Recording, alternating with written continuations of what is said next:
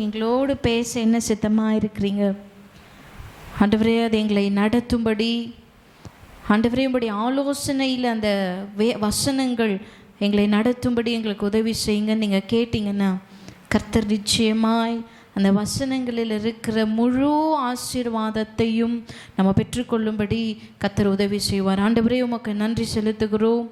நாங்கள் படித்த இந்த வேத வார்த்தைகளுக்காக நாங்கள் நன்றி செலுத்துகிறோம் தகப்பனே. நீர் எங்களுக்கு அப்பா நல்லவராக இருந்து நீர் எங்களுக்கு ஆலோசித்து எங்களுக்கு போதித்து ஆண்டவரே உம்முடைய வழிகளில் அப்பா எங்களை நடக்க செய்ய நீர் வல்லமையுள்ளவராக இருப்பதுக்காக நன்றி செலுத்துகிறோம். ஆண்டவரே அடியேனை மறைத்து கொள்ளும் சுவாமி. ஆண்டவரே எங்களை மறைத்து நீர். ஆமேன். ஓகே, இப்போ பார்த்தீங்கன்னா இங்கே ஒரு ஸ்லைடு உங்களுக்கு இருக்குது இல்லையா? அதில் என்ன இருக்குது? எது நமக்கு பரலோகம் செல்ல உதவுகிறது? ஓகே, இப்போ சொல்லுங்கள், இதில் எது நம்மளை பரலோகம் செல்ல உதவுகிறது? எடுத்த உடனே பைபிள்னு சொல்லிடாதீங்க. இதில் ஏதாவது நம்ம இருப்போம் அப்படின்னா நாமளே என்ன பண்ணிக்கணும்? அலசி ஆராய்ஞ்சிக்கணும். சரியா? முதல்ல அடிக்ஷன்ஸ் அந்த மாதிரிலாம் ஃபோட்டோ எடுக்கிறவங்க யார்? இப்படி அப்புறமா நாக்கை தொங்க போட்டுட்டு நம்மளுக்கு ஆண்டவர் பார்த்திங்கன்னா அழகாகவே மூஞ்சி என்ன பண்ணியிருக்காரு? கொடுத்துருக்குறார். அவன் தானே அதை என்னத்துக்கு ஏடா கூடமா கோணையாக வச்சு எடுத்து எதுக்கு சொல்லுங்க பார்க்கலாம். அப்போ நம்ம என்ன பண்ணுறோம்? ஆண்டவர் நமக்கு கொடுத்துருக்கிற அழகை அது உண்மையான அழகு இல்லை, நான் வைக்கிறது தான் என்னது உண்மையான அழகுன்னு நம்ம நினச்சிட்டு இருக்கோம்ல. ஆனால் அது உண்மையானது கிடையாது. கடவுள் நம்மளை எப்படி உருவாக்கி இருக்கிறாரோ அந்த விதத்திலேயே நம்ம இருக்கிறது தான் என்னது உண்மையான வாழ்க்கை. ஓகேவா? சரி, அந்த மாதிரி இருக்கக்கூடாது. அடுத்து உங்களுக்கு தெரிஞ்சதெல்லாம் சும்மா சொல்லுங்களேன். அந்த ஃபோன் ஒருத்தன் வச்சுருக்கிறான். சில பேர் ஆல்கஹால் அடிக்ஷன், போதை, இதெல்லாம் நம்மளாம் யாருமே இல்லை. சில பேர் கேமு, அப்புறமா சில பேர் ட்ரெஸ்ஸுக்கு பைத்தியமாக இருப்பாங்க. பார்த்துருக்குறீங்களா? ட்ரெஸ்ஸுன்னு வாங்க.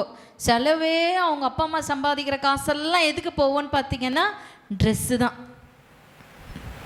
இனிமேல் நம்ம என்ன பண்ண போகிறோம்? நம்ம ஒரு ட்ரெஸ் வாங்கினோன்னா கூட ஜோம் பண்ணிவிட்டு ஆண்டவரே எனக்கு முதலாவது நம்ம கேட்க வேண்டியது யார்கிட்ட?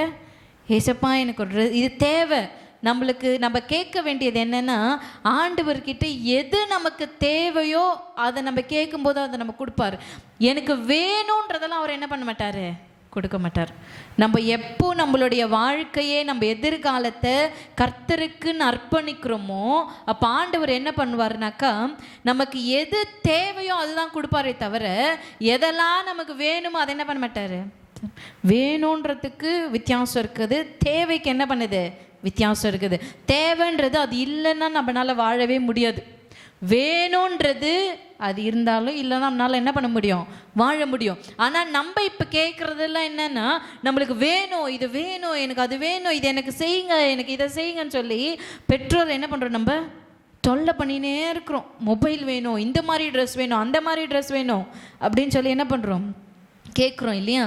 அப்போ ஆண்டவர்கிட்ட நம்ம கேட்கும்போது என்ன பண்ணோன்னா ஆண்டவரே இது எனக்கு தேவைன்னா எனக்கு என்ன பண்ணுங்க? கொடுங்க. இது எனக்கு தேவை இல்லைன்னா எனக்கு பண்ணாதீங்க, எனக்கு கொடுக்காதீங்க. என்ன இது ட்ரெஸ்ஸுக்கெல்லாமா ஜெபம் பண்ணோம் அப்படின்னு நீங்கள் கேட்டிங்கன்னா நான் சொல்லுவேன் ஆமாம்.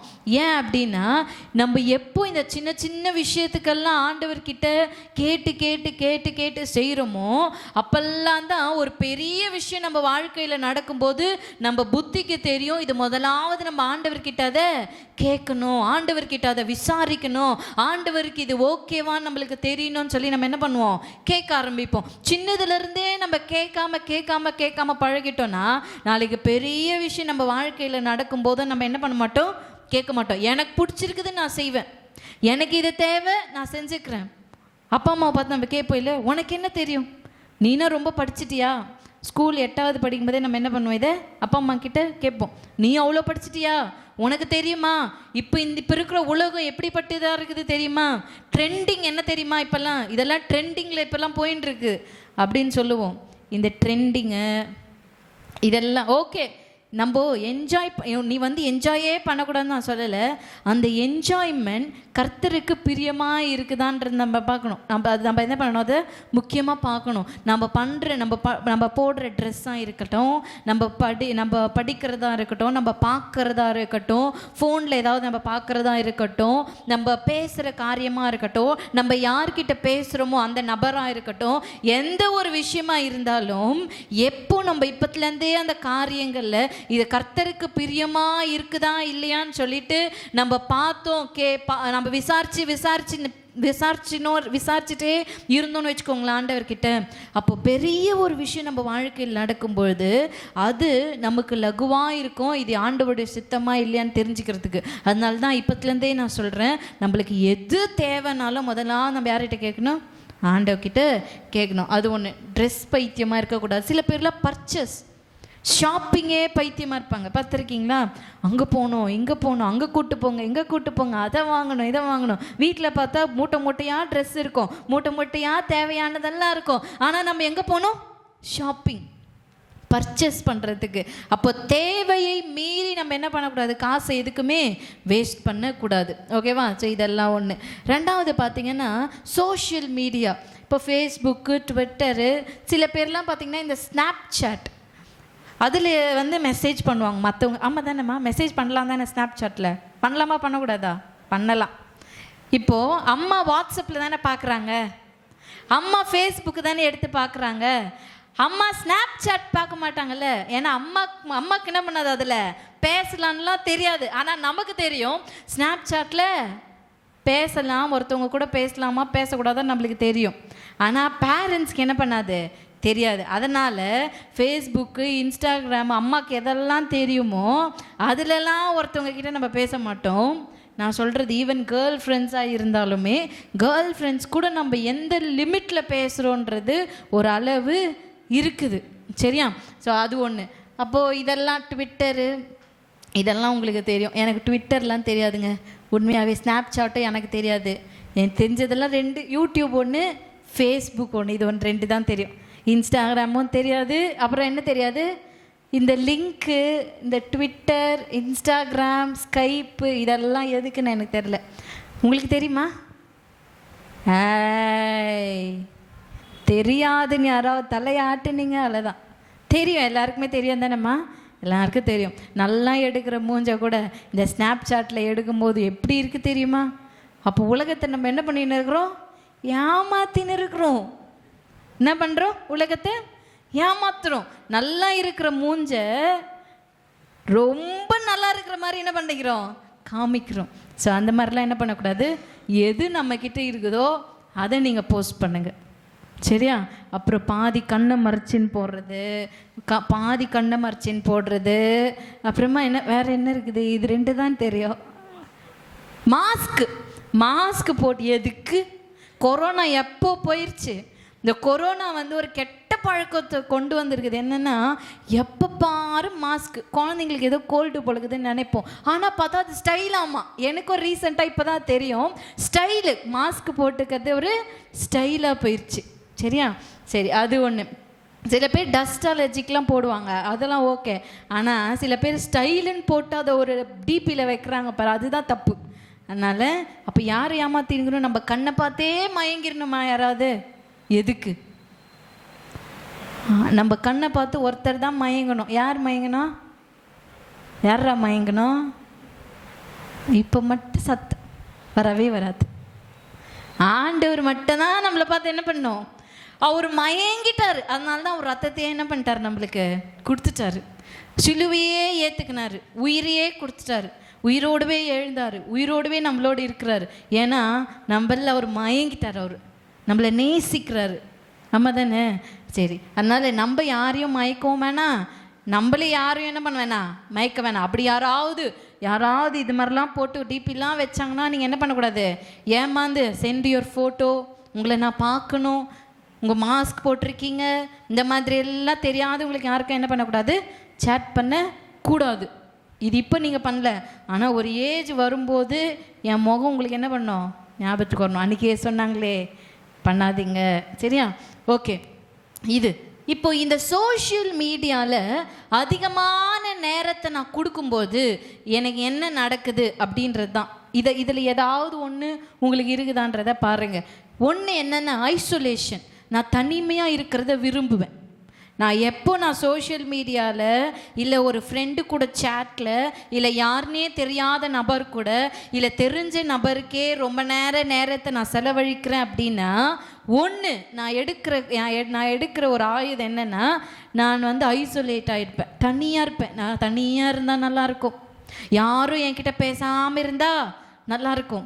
யாரும் என்னை வெறுப்பேற்றாதீங்க, என்னை பேசாதீங்க, நான் தனியாக ரூமில் விரும்புகிறேன், நான் தனிமையாக இருக்க விரும்புகிறேன், என் கூட யாரோ பேசாதீங்க அப்படின்னு சொல்லுவீங்க.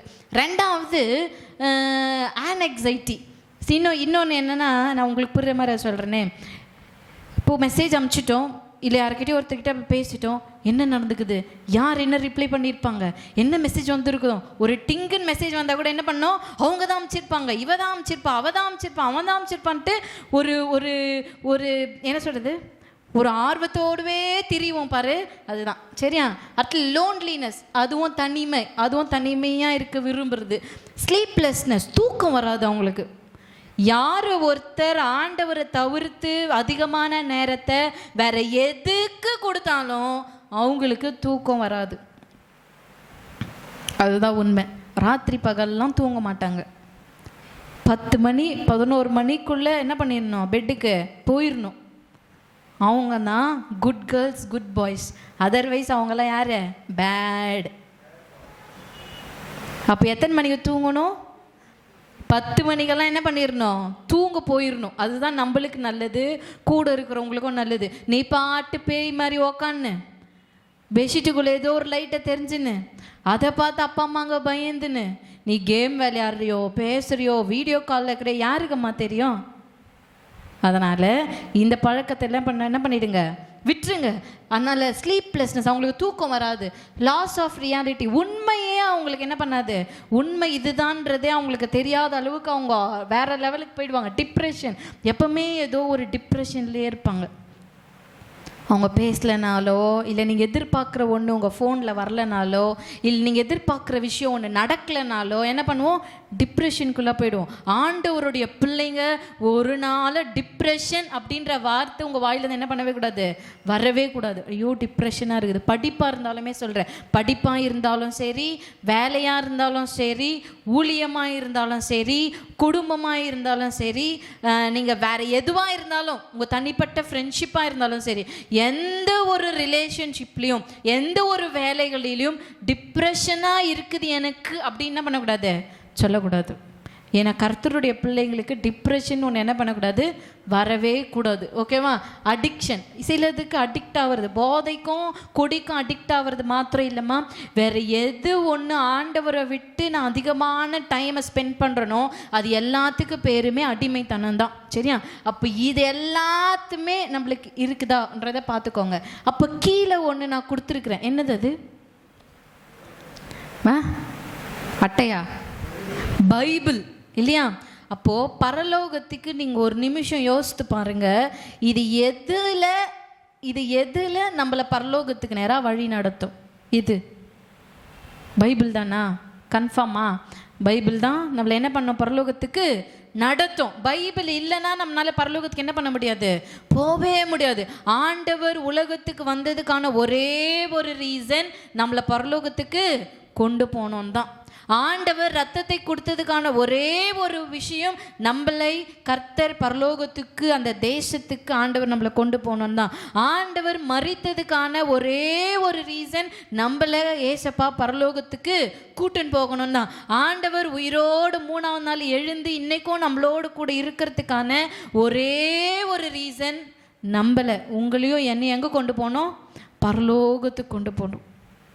நமக்காக ஆண்டவர் என்ன பண்ணிக்கிறார், ஒரு இடத்த ஆயத்தப்படுத்தியிருக்கிறார். அப்போது வேதத்துக்கு மாறாய், வேதத்துக்கு புறம்பா, கர்த்தருடைய வார்த்தைக்கு புறம்பா, கர்த்தருக்கு பிரியம் இல்லாதது அப்படின்னா அந்த மேலே இருக்கிற மொத்தம், அதில் ஏதாவது ஒன்றுத்தில் நம்ம மாட்டின்னு இருப்போம் அப்படின்னா அந்த பரலோகத்துக்கு நேராய் நம்மளை நடத்தாது.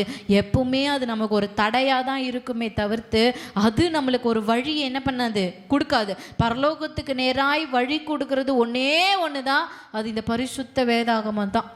பைபிள் மட்டும்தான் பரலோகத்துக்கு நேராக நம்மளை என்ன பண்ணோம், நடத்தும். ஈவன் பாஸ்டராக இருந்தாலும் சரி, ஊழியங்களாக இருந்தாலும் சரி, ஊழியக்காரங்களாக இருந்தாலும் சரி, முன்னாடி இந்த நின்னி புள்ள நேரம் கத்தின்ட்டுக்கிறேன் நானாக இருந்தாலும் சரி, உன்னை எங்கே நடத்த முடியாது, பரலோகத்துக்கு நேராக நடத்த முடியாது.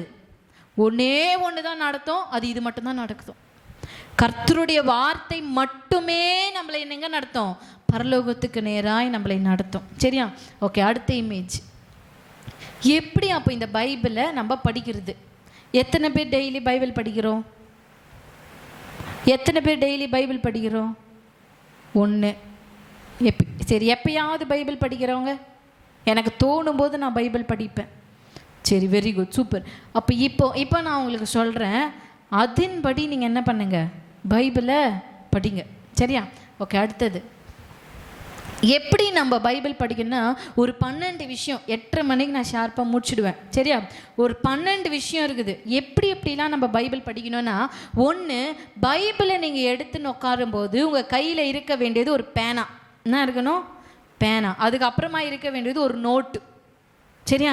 அப்போ நாளையிலேருந்தே நீங்கள் என்ன பண்ணணும், ஒரு நோட்டு, ஒரு பென்னு, ஒரு பைபிள் உங்கள் கையில் என்ன பண்ணணும், எப்பவுமே இருக்கணும். அடுத்தது பைபிள் வாசிப்பு பகுதி.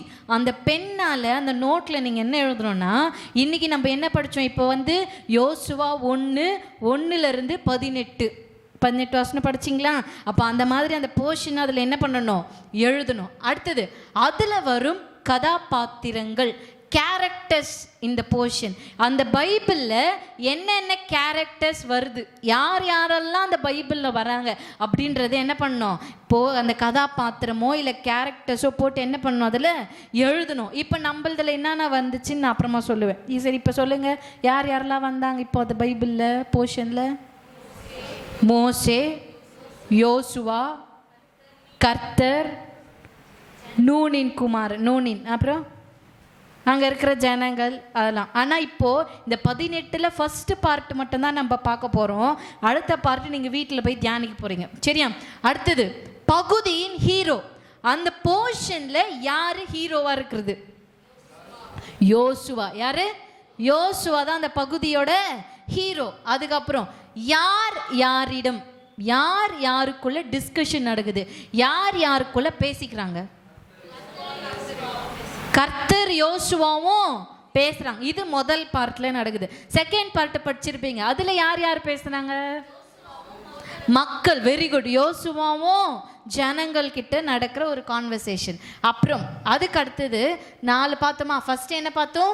பைபிள் ரீடிங், என்ன போர்ஷன், அப்புறம் என்னென்ன கதாபாத்திரங்கள் அதில் வருது, யார் ஹீரோ, அந்த போர்ஷனோட யார் ஹீரோ, யாருக்கிட்ட பேசுறது, அப்புறமா அதில் இருக்கிற காலம், ஒருவேளை முடிஞ்சு போன விஷயத்த பேசுகிறாங்களா, இல்லை நிகழ்காலத்தை பேசுகிறாங்களா, இல்லை எதிர்காலத்தை பேசுகிறாங்களா, ப்ரெசண்ட்டாக, பாஸ்ட்டாக, ஃப்யூச்சரா, எதை பற்றி அங்கே என்ன பண்ணுறாங்க, பேசுகிறாங்க. இப்போ நீங்கள் சொல்லுங்கள், எதை பற்றி அங்கே பேசுனாங்க? ஃப்யூச்சர். என்னது அது? என்ன விஷயம்?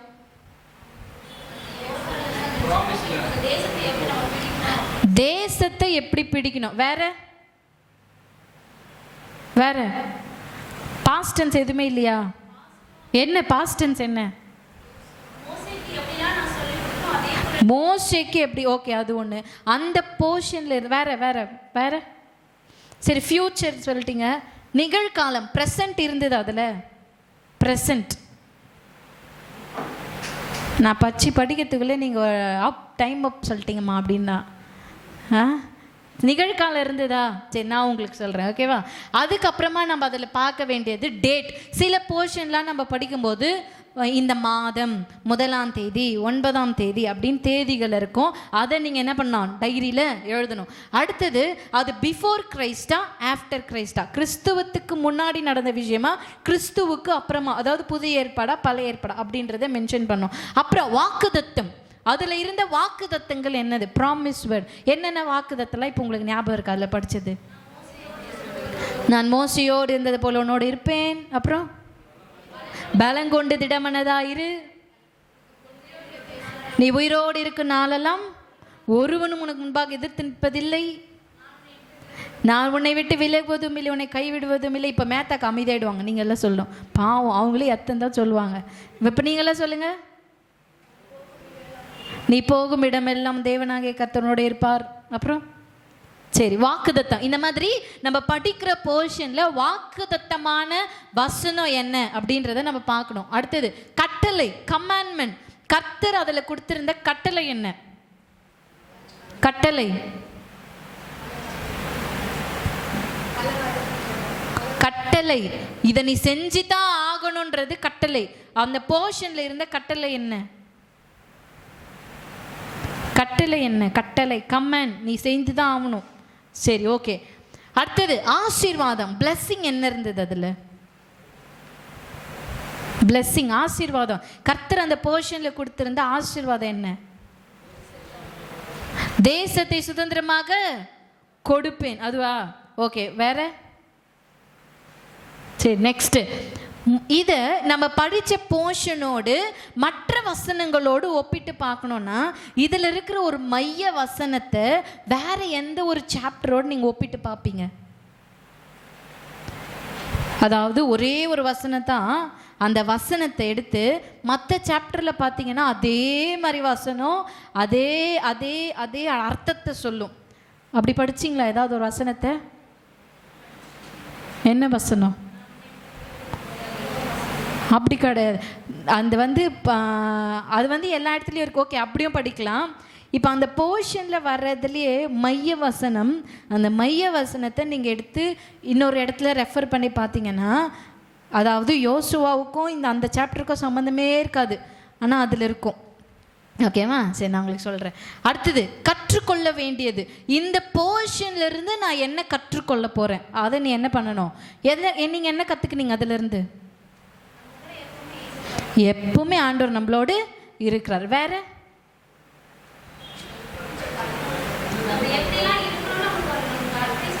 அட்வைஸ் பண்றாரு. வேற? ஒழுக்கத்தை கத்து தராரு. வேற? பயப்படாம இருன்னு சொல்றாரு. வேற? சொல் பேச்சு கேட்கணும். Very good. அப்புறம் அது என் பாயிண்ட். சரி, நெக்ஸ்ட். அதான் டீச்சிங் பாயிண்ட். ஒருவேளை நம்ம சண்டே கிளாஸ் எடுக்கலாம், பிள்ளைங்கக்கிட்ட பேசும்போது இந்த ஒரு போர்ஷனில் எந்த ஒரு மைய கருத்தை நம்ம சொல்லி கொடுக்குறோன்றது ரொம்ப முக்கியம். அடுத்தது எதை வாழ்க்கையில் செயல்படுத்த வேண்டும், லைஃப் அப்ளிகேஷன். எதை நம்ம அந்த பகுதியிலேருந்து கடைப்பிடிக்கணும்னு நினைக்கிறீங்க? ஃபாஸ்ட்டாக சொல்லுங்கள். எதை அந்த படிச்சிங்க இல்லையா யோசுவா 1, அதை எதை படிக்கணும், எதை நீங்கள் வாழ்க்கையில் கடைப்பிடிக்கணும்னு நினைக்கிறீங்க? சரி, அடுத்தது பகுதிக்கான தலைப்பு. இப்போ அந்த பகுதியை நீங்கள் எல்லாத்தையும் படிச்சிட்டீங்க, அந்த போர்ஷனுக்கு ஒரு தலைப்பு கொடுக்கணும்னா என்ன கொடுப்பீங்க? திடமனதாயிரு. Very good. கடவுளுடைய வழி நடத்துதல். Super, very good. வேற? பரவாயில்லையே, நிறைய தலைப்பு வருது. சரி, நான் உங்களுக்கு சொல்கிறேன். இப்போ இந்த 12 உங்களுக்கு ஞாபகம் இருக்கா? ஃபஸ்ட்டு என்ன பார்க்கணும்? பைபிளோ பென்னு நோட்டு கையில் இருக்கணும். ரெண்டாவது பைபிள் என்ன போர்ஷன் படிக்கிறீங்க, அதில் என்னென்ன கேரக்டர்ஸ் இருக்கிறாங்க, அந்த பகுதியின் ஹீரோ யார், யார் யார்கிட்ட பேசுகிறாங்க, என்ன காலம், என்ன ப்ரெசண்ட் இருக்குது, என்ன ஃப்யூச்சர் இருக்குது, அப்புறம் என்ன பாஸ்ட் இருக்குது, அப்புறம் ப்ராமிஸ் வேர்ட் வாக்குதத்தமான வசனம் என்ன, அதில் இருக்கிற கட்டளை என்ன, அதோட ஆசீர்வாதங்கள் என்ன, அதுக்கப்புறமா மற்ற எந்த வசனத்தை மற்ற வசனத்தோடு ஒப்பிட்டு பார்ப்பீங்க, அதிலிருந்து நீ கற்றுக்கொள்ள வேண்டியது என்ன, எதை நீங்கள் வாழ்க்கையில் அப்ளை பண்ண. பைபிள் படிக்கிறது எதுக்குன்னா அந்த வார்த்தையின்படி வாழ்கிறதுக்கு தான் படிக்கிறோம். இல்லைன்னா நம்ம என்ன பண்ண மாட்டோம். எதுக்கு பைபிள் சர்ச்சில் கூட எதுக்கு போதிக்கிறாங்கன்னா அந்த வார்த்தையின்படி நம்ம வாழணும் தான் வசனத்தை என்ன பண்ணுறாங்க, போதிக்கிறாங்க. வேறு எதையும் நம்ம போதிக்கிறாங்க இங்கே? வேறு எதுவுமே இல்லை. அப்போ ஏன் வாரம் வசனத்தை நம்ம கேட்குறோம், வெள்ளிக்கிழமை கேட்குறோம், ஞாயிற்றுக்கிழமைகளை கேட்குறோம், டெய்லி நம்ம பைபிளை படிக்கிறோம். எதுக்கு படிக்கிறோன்னா அந்த வார்த்தை நம்ம வாழ்க்கையாக என்ன பண்ணணும், மாறணும். அதுக்காக தான். அடுத்தது பகுதிக்கான தலைப்பு. நீங்களே ஒரு தலைப்பு என்ன பண்ணலாம், கொடுக்கலாம். இப்போ இந்த பகுதிகளை இந்த யோசுவா 1:1-18 வரல படிக்கிறதுல ஃபஸ்ட்டு பார்ட்டை மட்டும், அதாவது யோசுவா ஆண்டவர்கிட்ட பேசுகிற அந்த ஒரு கான்வர்சேஷனை மட்டும் உங்களுக்காக நான் எடுத்துன்னு வந்திருக்கிறேன். இப்போ இதெல்லாம் பார்த்துட்டு இதில் ஆண்டவர் உங்ககிட்ட உண்மையாகவே பேசுகிறது என்ன, இதை கர்த்தர் உண்மையாகவே உங்களோடு பேசுகிற ஒரு விஷயம், கர்த்தர் உண்மையாகவே அதன்படி உங்களை நடத்த போகிற விஷயம், கர்த்தர் உண்மையாகவே இன்றைக்கு அது உங்களுக்கு ப்ராமிஸாக சத்தியமாக கொடுக்குற ஒரு வசனம். ஓகேவா? அதனால் கவனமாக கேளுங்க. அடுத்த ஸ்லைட், பைபிள் வாசிப்பு பகுதி.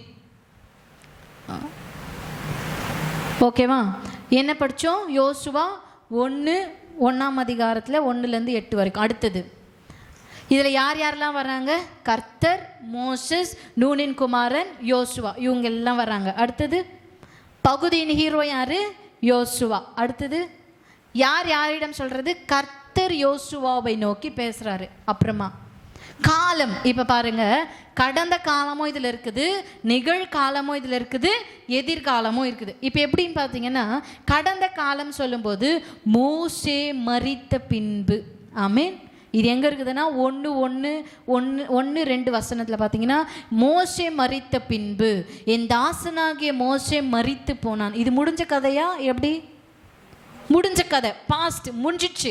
அப்போ இப்போ நம்ம எப்படி படிக்கணும்னா, மோசே மரித்ததுக்கு அப்புறமா கர்த்தர் யோசுவா கிட்ட என்ன பண்ணுறாரு? பேசுகிறாரு. ரெண்டாவது நிகழ்காலம் அப்படின்னு சொல்லும் பொழுது இதுதான் இன்றைக்கு நம்ம எடுத்திருக்கிற தலைப்பு. என்னன்னா, இப்பொழுது நீயும் இந்த ஜனங்கள் எல்லாரும் எழுந்து. ஆமென். என்ன பண்ணோம்? நீயும் இந்த ஜனங்கள் எல்லாரும் எழுந்து. அப்போ இது என்னது? ப்ரெசன்ட். இப்போ சொல்கிறாரு, நீ செய்ய வேண்டிய ஒரு விஷயத்தை ப்ரெசண்ட்டாக, நிகழ்காலமாக இப்போ உங்களுக்கும் சொல்கிறார் ஆண்டவர், நீ எழுந்து. எதிலிருந்து எழுந்துக்கணும்? எதெல்லாம் இப்போ கர்த்தருக்கு பிரியமில்லாமல் நம்ம செய்து கொண்டிருக்கிறோமோ அது எல்லாத்துலேருந்து நம்ம எழுந்துக்கணும். எழுந்துக்கு எத்தனை பேர் ரெடியாக இருக்கீங்க? ஏன்னா எழுந்துக்கு இன்னொரு வார்த்தை இருக்குது. என்னன்னு பார்த்தீங்கன்னா, இங்கிலீஷில் மொழிபெயர்ப்பில் நீ எழுந்துன்னு ஒன்று இருக்குது, இன்னொன்று கெட் ரெடி, ரெடி ஆகு இருக்குது, இன்னொன்று ப்ரிப்பேர் அப்படின்னு ஒன்று இருக்குது. கெட் ரெடின்னு ஒன்று இருக்குது, ப்ரிப்பேர், உன்னை நீ தயார்படுத்து அப்படின்னு இருக்குது. ஓகேவா? அப்போ கர்த்தர் உங்களையும் என்னையும் பரலோகத்துக்கு கொண்டு போனோன்னா நம்ம செய்ய வேண்டிய ஒரு விஷயம், நம்ம ஆண்டவருக்கு பிரியமில்லாத காரியங்களிலிருந்து முதலாவது எழுந்துக்கணும். அப்புறமா அங்கே போகிறதுக்கு நீங்களும் நானும் என்ன பண்ணணும்? ரெடி ஆகணும். Get prepare. கர்த்தர் இன்னைக்கு நம்மளுக்கு எச்சரிக்கையாகவே சொல்கிற ஒரு விஷயம், பி ரெடி. கர்த்தர் சீக்கிரமாய் வரப்போகிறார். நம்ம கர்த்தரை சந்திக்க போகிறோம். சந்திப்போமா சந்திக்க மாட்டோமா கேள்விக்குறி உங்கள் கையில் கொடுக்குறேன். பரலோகம் போவோமா போக மாட்டோமா கேள்விக்குறி உங்கள் கையில் அதை கொடுக்குறேன். டிசைட் பண்ண வேண்டியது யார்? நம்ம தான். இப்போ நான்